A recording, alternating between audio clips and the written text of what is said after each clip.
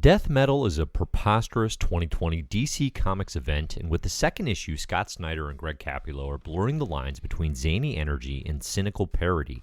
Simply put, the second issue of the event is a disappointingly static follow-up to an interesting opener and has me questioning if death metal is dead in the water. Today, I'll answer. Why is death metal on such shaky ground, and what does it have to do with the last several years' history of DC Comics? And we're 2 issues in, it's early, but is death metal savable? Can this be as good an event as the original metal? Welcome to Kraken Crisis number 2. Death metal is off the tracks. I'm Dave Busing, founder and editor-in-chief of Comic Book Herald. If you like the CBH YouTube channel or podcast, please consider liking, subscribing, sharing, or commenting here on the work. Spoilers for Death Metal 2 in particular will follow. All right, broadly, all Death Metal 2 does is continue to explain all the developments from the first issue. The pacing here is sadly very broken. Issue number 1 laid out this almost seemingly alt-reality landscape, as you can see in the map from the credits, where Perpetua and the Batman Who Laughs and all the dark multiverse Batmen have taken over the DC universe. And some of our heroes remain. We're following this through the lens of Wonder Woman to a degree, but we know that they're trying to get the world back. So the plan that they came up with using Dr. Manhattanized Wally West is to basically go back to different crises throughout DC's history and fix things, right? Fix things so they can put the world back the way it does. All issue 2 does is kind of double down on that idea, continue to explain the same things. There's a weird cognitive dissonance to Death Metal 2, where Snyder and Capullo are edging right up to this line of joyously laughable action.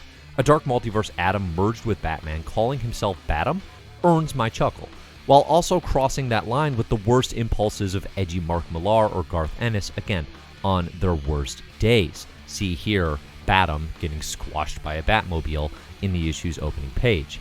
I don't think Scott Snyder treats this universe like a joke. That is actually quite far from his typical approach to comics, but I think in their efforts to have this really zany energy, they are going further than is perhaps necessary. Not that I'm this diehard Batom fan, but there's a sort of, what are we doing here? What are we trying to accomplish that I don't understand?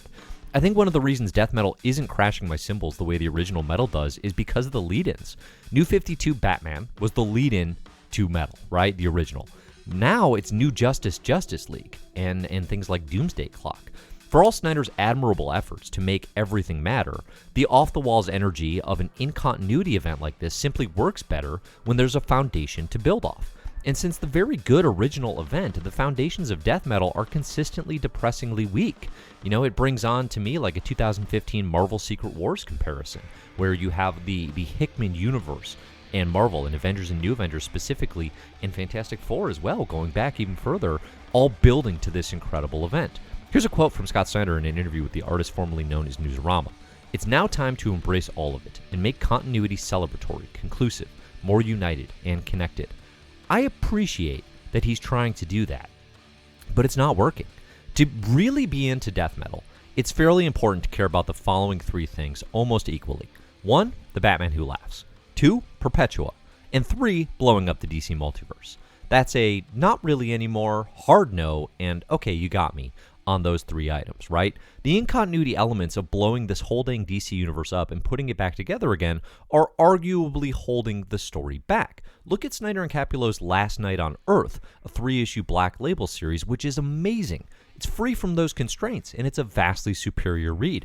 Whereas in the pages of Death Metal, Snyder's trying to figure out, how do I weave in Doomsday Clock and everything Jeff Johns was trying to do there? How do I bring the Justice Society of America back into the fray? And again, I appreciate the ambition. It's incredibly ambitious, but these things don't mash together the way that I think Snyder wants them to, and particularly his use of Dr. Manhattan and Doomsday Clock. It's like he read a different story. It's like he read a different Doomsday Clock, because boy, does that not fit into his Justice League the way that he's trying to make it. Again, props to Snyder and Capullo for trying to make this a Wonder Woman story, and having her be the lead here. But 2 issues in, and it's as Batman heavy as ever, right? We have dark multiverse Batman running around literally everywhere. Issue 2 is all about the Batman's own sort of failings, essentially, and Wonder Woman propping him up, right? She's the motivation for this, but it's still about getting him back into the fray now with his black ring and trying to bring all the crypt of heroes into the fight against the Batman Who Laughs and the Dark Knight. And then, of course, we have this weird obsession with making everyone Watchmen's Dr. Manhattan. It is somewhere between objectionable, because creator Alan Moore clearly never wanted this, and it's also just not very interesting. I love Watchmen. It's literally my favorite comic of all time, right? And if DC is going to go the track of integrating it into their universe, it's a big conversation, right? There's a lot to it to try to figure out, could this possibly be done well? But I think just mashing the Batman Who Laughs into a Dr. Manhattan body is not the approach that has me particularly excited. And we already have Wally West having some sort of Dr. Manhattan abilities. He had a Mobius chair back from Flash Forward, the miniseries leading into this, but now he's basically useless, and they're hiding him away. It's I'm sure these things will be addressed. Again, we're 2 issues in. There's a lot more to this. But again, it's like, this is, I don't know, the weight of it all, the ambition of it all, it just feels too heavy, and the second issue doesn't move things forward, which means if we only have 7 issues and we're not moving things forward for 1/7 of it, that's a problem. There's a crowd of the Batman Who Laughs haters out there, I'm not among them, but boy, does The Darkest Night feed into, I think, literally everything those haters want to criticize about Snyder's use of this character, just saying, oh, it's the big, bad, dark Joker and Batman. I mean, it's a bad look, I gotta say. Like, this is not a confident, interesting direction. The original Metal often succeeded in those moments of righteous bliss. The kind of, oh yeah, that was really awesome, fun comic stuff, right? Death Metal 2's conclusion goes for that with this big Trinity robot made by Toyman, but it just whiffs for me. There's something about it, just the pacing and where we are in this comic, that it's just missing, and I think the second issue was a real disappointment.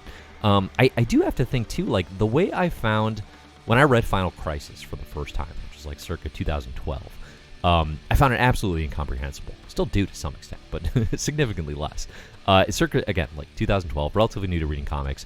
And I have to think, like, if you're newish to the DC Comics universe and you're jumping into Death Metal, this event has to be absolutely blowing your mind, probably not in all the right ways, right? Like, there are fuses that are broken. So, again, this is a short, sort of off-the-cuff Death Metal 2 review on my end. I think this event is savable. I have a lot of confidence in Snyder and Capullo as creators, and again, I loved the original Metal, so I'm not going to pull the plug 2 issues into a main event. I'm here for the long-term stay, but the pacing on this really bummed me out. The fact that we're still talking about going to visit these Dark Crisis rather than just launching into that, I think we're going to look back on and say, why were we stalling for that? It doesn't make a lot of sense to me. But I'm curious what you all think. Leave some notes, thoughts in the comments about where this comic might be going. I am interested in hearing, those of you, especially if you really are digging Death Metal so far. I want to know why. Give me some reasons to believe again. So thanks to everybody over on patreon.com/comicbookherald. In particular, I want to thank those in the mysterious benefactors tier for your support in making Comic Book Herald projects possible. Thanks Jeff Zacharias, Ron Paul Kirkley, Jesse W., Slatron, Robert Mickelson, Professor Pride, Steve Brennan, and Cole Weathers. Thank you all very much. Hey, if you like Comic Book Herald, I'm Dave. You can find my stuff at comicbookherald.com. You can find me at Comic Book Herald pretty much anywhere online. And check out the Best Comics Ever and My Marvelous Year podcast. I've got some cool creator reviews going up on the Best Comics Ever channel. And then over on My Marvelous Year, we are in the mid-80s reading through. We're just tackling 1986 now in the reading through the entire Marvel Universe. Come read along with us and listen along as well. So thanks everybody for listening. And as always, enjoy the comics.